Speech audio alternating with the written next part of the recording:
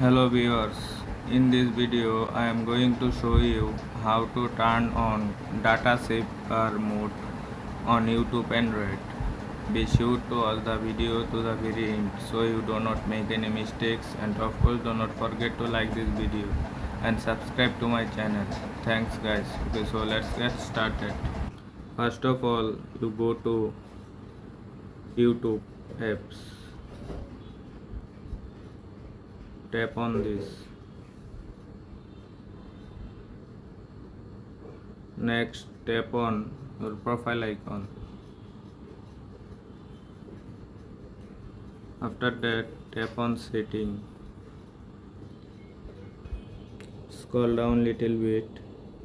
You can see that video quality preference. Tap on this.